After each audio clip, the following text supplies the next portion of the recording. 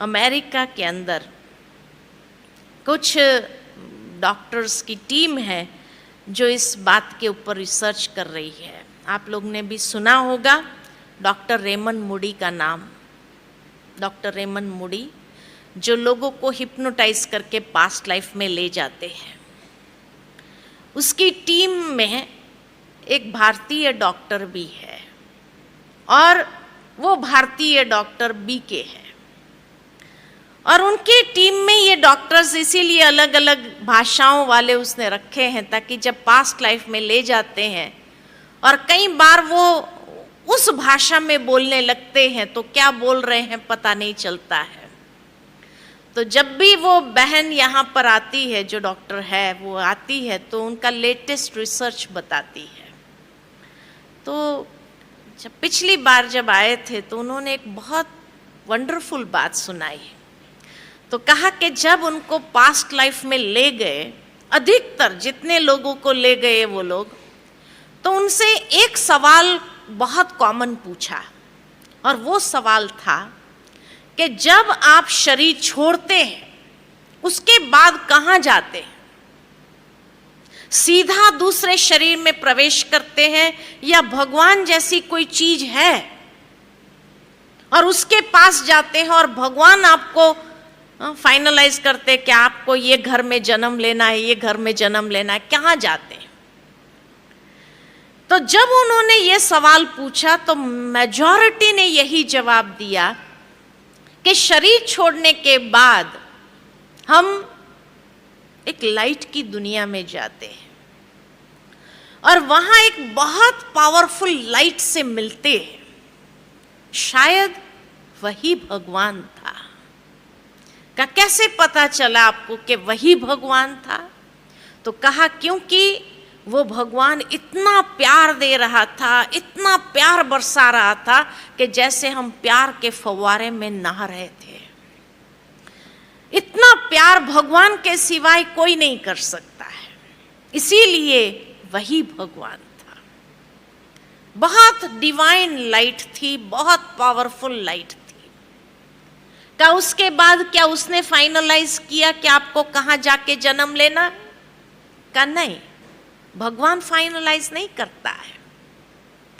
का जब हम उस फवारे में नहा रहे होते हैं, प्यार ही प्यार जैसे बरसा रहे हैं भगवान, तो उस प्यार में जैसे हमारा शुद्धिकरण हो रहा होता है, हम बहुत क्लीन हो जाते, शुद्ध हो जाते हैं।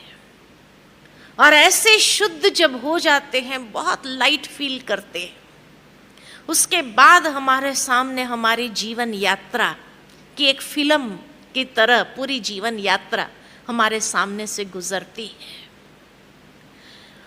और इतनी शुद्ध अवस्था में होने के कारण, क्योंकि परमात्मा प्यार में जैसे हम इतने शुद्ध हो गए, तो जब वो फिल्म चलती है हमारे जीवन यात्रा की, तो एक एक कर्म को देख करके हमें लगता है ये कर्म मैंने किया, इतने बुरे कर्म किए, इतने लोगों को मैंने चीट किया, उतने लोगों के साथ मैंने ऐसा व्यवहार किया। तो एक एक कर्म मेरे सामने जब आता है तो हमें अपने ही कर्मों को देख करके बड़ी शर्मिंदगी महसूस होती है। तो कहा उसके बाद क्या भगवान सजा देता है? कहा नहीं, भगवान सजा नहीं देता, भगवान प्यार ही देता है। तो उसके बाद क्या होता है? तो कहा उसके बाद हमें ये फील होता है कि जो बुरे कर्म मैंने किए, जिसके साथ मैंने बुरे कर्म किए, चीट किया या किसी को भी धोखा दिया या जो भी मैंने बुरा व्यवहार किया, उन सब के साथ का हिसाब किताब मुझे चुकता कर देना है। और इसलिए हम वहां से वापस आते हैं और वापस आने पर हम खुद डिसाइड करते हैं कि मुझे कहाँ जन्म लेना चाहिए, ताकि उन आत्माओं के साथ मैं जल्दी से जल्दी हिसाब चुकता कर दूं। तो हम डिसाइड करते किस घर में हमें जन्म लेना है। उसके बाद हम ये डिसाइड करते हैं कि ये कर्म का फल हम कैसे चुकाएंगे, इसके लिए होनी को फाइनल करते हैं। डेस्टिनी को फाइनल करते हैं कि ये डेस्टिनी होगी और ये कर्म का हिसाब हम ऐसे चुकतू करेंगे। तो सारी जो डेस्टिन्ड बातें हैं उसको हम फाइनलाइज करते हैं। इसलिए कहावत है, होनी को कोई टाल नहीं सकता है, क्योंकि वो होनी हमने ही फाइनलाइज की होती है। उसके बाद उन्होंने कहा, बहुत सटल बातें उन्होंने सुनाई और कहा उसके बाद जब होनी फाइनल हो जाती है, सारी होनियों को फाइनल कर देते हैं, उसके बाद हम ये भी फाइनलाइज करते हैं कि किस दिन हमारा जन्म होगा। तो जन्म की तारीख को फाइनलाइज करते हैं और उसके बाद ये भी हम फाइनलाइज करते हैं कि ये हिसाब चुकाने के लिए हमें कितने साल चाहिए। तो आयुष्य को फाइनलाइज करते कि भाई 5 साल चाहिए, 15 साल चाहिए, 50 साल चाहिए या 100 साल चाहिए, कितना साल मुझे चाहिए ये हिसाबों को चुकतू करने के लिए। तो आयुष्य को फाइनलाइज करते हैं और आयुष्य को फाइनलाइज करने के बाद हम ये भी फाइनलाइज करते हैं कि ये शरीर छोड़ने के लिए कौन सा कारण बनेगा, कौन सी होनी बनेगी। उस मृत्यु का कारण भी हम फाइनलाइज करके फिर उस दिन को भी फाइनलाइज करके हम जन्म लेते हैं या शरीर में प्रवेश करते हैं।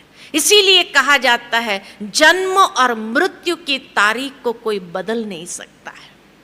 दूसरा ये भी कहा जाता है कि जोड़ियां ऊपर से बन के आती है। क्यों ऊपर से बन के आती है? क्योंकि हमने ही फाइनलाइज किया होता है कि कौन सी जोड़ी मुझे चाहिए अपने कर्मों का हिसाब किताब सेटलमेंट करने के लिए। ये हम ही फाइनलाइज करते हैं। का उसके बाद क्या आपको याद रहता है? तो कहा 2 साल तक हमको बहुत अच्छे से याद आता है कि हम किस लिए इस संसार में आए हैं। और उसके बाद जो जो व्यक्ति हमारे सामने आते हैं, हम उसी समय उनको जिसको दुख दिया होता है उनके सामने मुस्कुरा करके उनको सुख देने का प्रयत्न करते हैं। लेकिन जैसे ही हमारी वाचा खुलती है, हमारा मोह क्रिएट होता है परिवार के सदस्यों के साथ, वाचा खुलने के बाद विस्मृति हो जाती है कि हम किस लिए आए।